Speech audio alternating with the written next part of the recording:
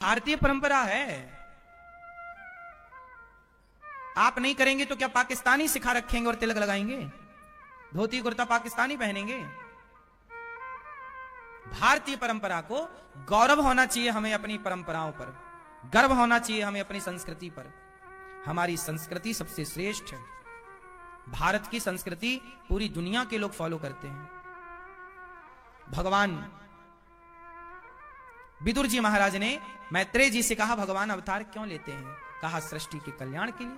भगवान नारायण की नाभि से कमल हुआ, कमल में ब्रह्मा जी हुए, ब्रह्मा जी के द्वारा अन्य सनकादि फिर अन्य ब्रह्मर्षि पुत्र हुए। बाद में मनु और शत्रुपा का जन्म हुआ। फिर 12 भगवान प्रकट हुए ब्रह्मा जी से, जिन्होंने पृथ्वी की स्थापना की और हिरण्याक्ष को मारा। बोलिए 12 भगवान की। मनु शत्रुपा की 3 बेटियां और 2 बेटे हुए। आकुति, देवहूति, प्रसूति नाम की 3 बेटियां हुई मनु जी की, और प्रियव्रत और उत्तानपाद नाम के 2 पुत्र हुए मनु जी के। आकुति का विवाह रुचि प्रजापति से हुआ, देवहूति का विवाह कर्दम जी से, प्रसूति का विवाह दक्ष से हुआ। आकुति के यहां यज्ञ भगवान हुए, देवहूति मां के विवाह कर्दम जी से हुआ। कर्दम जी की 9 बेटियां हुई। कामक विमान की रचना की। सबसे पहला विमान हमारे कर्दम ऋषि जी ने बनाया। दूसरे फिर पुष्पक विमान, फिर तीसरा दलपदे जी ने बनाया। उसके बाद 1903 में राइट ब्रदर्स ने विमान बनाया। राइट ब्रदर्स के पहले भारत में विमान बन चुके थे, पर भारत गुलाम था, इसलिए अंग्रेजों ने भारत को आगे नहीं बढ़ने दिया। वो नाम दबा के रखा, वो ड्राइंग कॉपी करके राइट ब्रदर्स को दे दी, उन्होंने बनाया। जबकि विमान का खिताब भारत के गले पर होना चाहिए, क्योंकि भारत एक श्रेष्ठ वो देश है जो सब कुछ करता है, सब कुछ कर सकता है, पर नाम पीछे रखता है। हमारे यहां हमारी भारतीय परंपरा में सब कुछ था। टेक्नोलॉजी, जिस टेक्नोलॉजी की आज हम बात करते हैं, वो सारी हमारे यहां प्रयोग में हो चुकी है। सबका प्रयोग हो चुका है। कौन सी तकनीक है जिसका प्रयोग हमारे यहां नहीं हुआ? आप कोई भी तकनीक पूछ लीजिए। टीवी, कुरुक्षेत्र में युद्ध चल रहा था, आंखों देखा हाल संजय धृतराष्ट्र को हस्तिनापुर में दे रहे थे। कैसे दे रहे थे? क्योंकि वो टीवी का जमाना आज ही था। उस जमाने में डिवाइस कुछ और हुआ करती थी, लेकिन सिस्टम था। तब तो आंखों देखा हाल संजय धृतराष्ट्र को सुना रहे थे। भाई आज की तकनीक और तब की तकनीक, माना कि आज घर घर में टीवियां हैं, पर उस जमाने के ऋषि मुनियों को पता लगा कि यदि ज्यादा हम तकनीक पर चले गए तो व्यवस्थाएं बिगड़ जाएंगी। जैसे कि आज विकास तो हो गया, पहले का विकास विनाशक नहीं था, आज का विकास विनाशक है। पहले का विकास विनाशक नहीं था, हाँ या ना?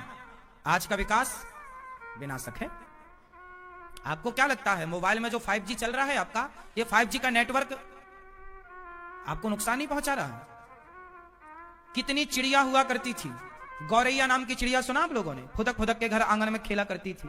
जब से ये 3G आया, 4G आया साहब, 5G आया, वो सारी गौरैया चिड़िया मर गई। क्योंकि इससे जो भी अब निकल रहा है वो हानिकारक तो है। किरणें जो भी निकल रही हैं इससे हमें दिखाई नहीं पड़ रही है, पर हानि तो पहुंचा रही है।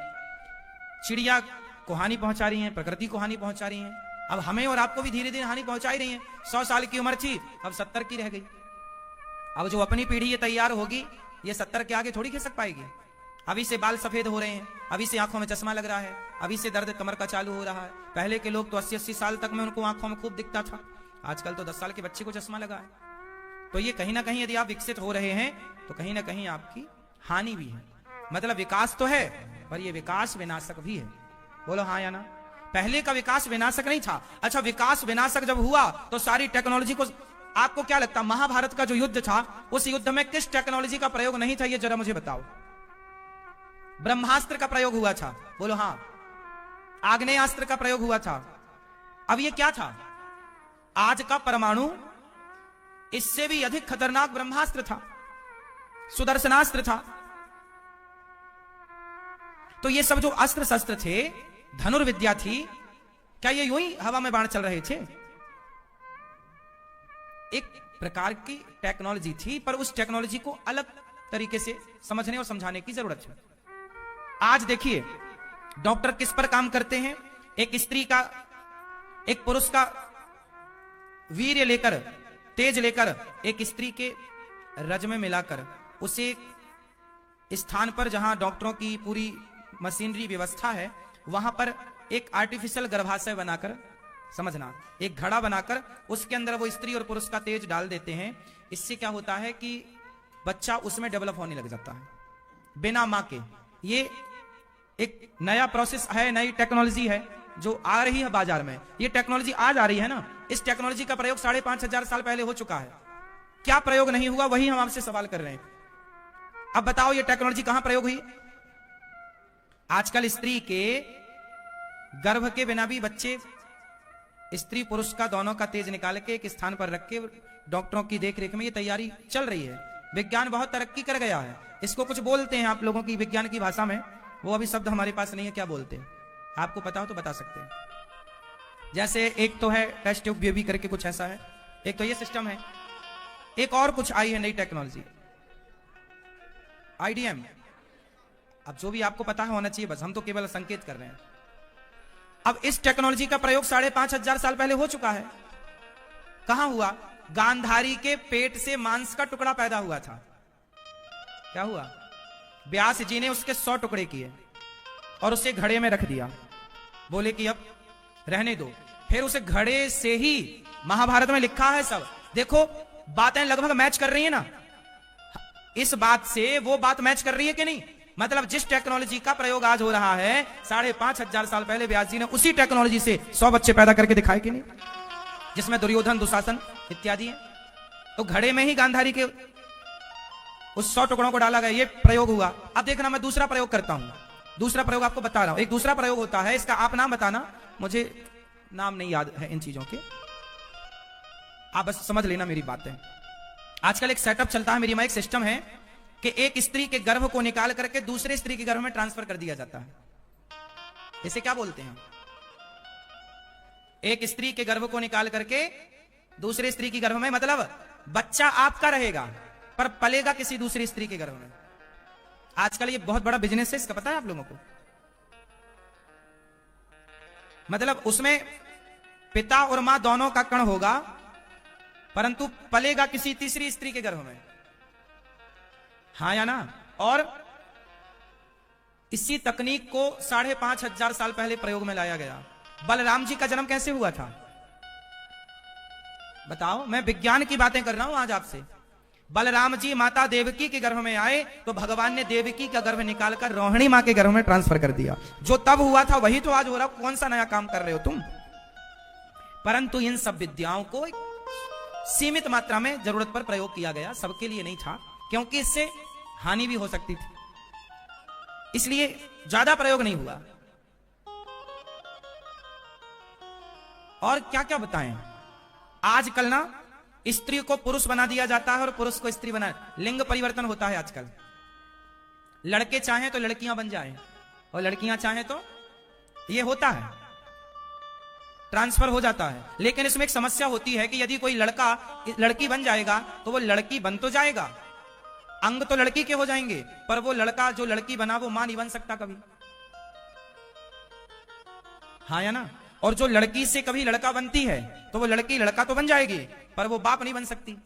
लेकिन हमारे यहां ऐसा प्रयोग हुआ है कि लड़के से लड़की भी बना और वो लड़की जो बना तो वो मां भी बनी, और जो लड़का लड़की से लड़का बना वो पिता भी बना। इसका उदाहरण देख लो, शिखंडी। शिखंडी कौन है? उत्तर दो। शिखंडी जब पैदा हुआ तो लड़की था। महाभारत की बात कर रहा हूं मैं, अपने भारत का इतिहास बोल रहा हूं आपसे, कोई मजाक नहीं कर रहा हूं। साइंस समझा रहा हूं आपको, विज्ञान जो आप विज्ञान जानते हैं उसके बारे में बात कर रहा हूं। शिखंडी हुआ। शिखंडी वही जिनके कारण पितामह भीष्म की मृत्यु हुई। शिखंडी को तो नाम सुना होगा, शिखंडी चा महारथा। उस समय शिखंडी था अर्जुन के साथ। शिखंडी जब पैदा हुआ तो क्या था? लड़की था, और शिखंडी के पिता को चाहिए था लड़का, तो इन्होंने अपने शिखंडी को लड़कों की तरफ पाला पूरा, और शिखंडी का ब्याह भी हो गया एक लड़की से, जबकि खुद लड़की था, और उसका ब्याह हो गया। और जब लड़की आई तो उसने अपने जाके बाप से बताया कि वो तो लड़की है, लड़की का विवाह लड़की से हो गया। तो शिखंडी को बहुत बुरा लगा, राम राम राम राम, मेरी बड़ी बदनामी हुई, क्या कहेंगे अब लोग। तो शिखंडी गुस्सा होकर चला गया। तो जंगल में उसे यक्ष मिले। यक्ष बोले क्यों क्यों दुखी है? बोले मैं लड़की हूं, मुझे लड़का बनना है। यक्ष ने कहा मैं तुझे 24 घंटे के लिए लड़का बना सकता हूं। ठीक है बनाओ। तो यक्ष ने उसे 24 घंटे के लिए लड़का बनाया। बाद में फिर यक्ष ने उसे सदा के लिए लड़का बना दिया था। बाद में कथा लंबी है, हम तो आपको केवल संकेत करते चल रहे हैं। तो यक्ष ने उसे सदा के लिए लड़का बनाया। वही जब वो लड़की बुला के अपने बाप को लाई कि देखो ये लड़की है, तब शिखंडी बोला नहीं मैं लड़का हूं, तब तक वो लड़का हो चुका, दिखाया लड़का हूं। वही लड़की, इसलिए पितामह भीष्म ने शिखंडी लड़का हो गया फिर भी बाण नहीं चलाया, क्योंकि ये जन्म से लड़की है। तो हमारे यहां ये सब विद्याएं थी, ये कोई जादू मंत्र नहीं था, वहां से पढ़े और छू कर दिया ऐसे नहीं, ये सब टेक्नोलॉजी थी, विद्याएं थी, कलाएं थी, ये सब होता था। अब सोचिए कि जब शिखंडी लड़की से लड़का बना तो बाद में वो बाप भी बना, पिता भी बना, मतलब आज की तरह अधूरा काम नहीं था तब तो पूरा। तो आज की टेक्नोलॉजी, आज के विज्ञान, आज की विद्या से तब की विद्या श्रेष्ठ थी, सबके अवशेष हैं, तब के लिखित में प्रमाण है। इसलिए विज्ञान आज जो कर रहा है कुछ नया नहीं है। माना कि हम सब विज्ञान का सपोर्ट करते हैं और समर्थक हैं, लेकिन आज ही हो रहा है, पहले कभी नहीं हुआ ऐसा ना सोचो, सब पहले हो चुका। क्या नहीं हुआ? ऐसी कौन सी बात है जो आज है और तब नहीं थी? क्या नहीं था तब? मुझे एक चीज का नाम, विमान। रावण सीता मैया को लेकर आया, काय में लाया? विमान में। मतलब विमान को याद से थोड़ी, तब भी विमान थे, तब ना रावण के पास पुष्पक विमान का जिक्र है। इंजीनियरिंग केवल आज है। बिना खंबे का सेतु बना दिया राम सेतु, तो ये क्या विज्ञान नहीं है? बिना आज बनाए कोई इंजीनियर, तो आपका पढ़ना बेकार।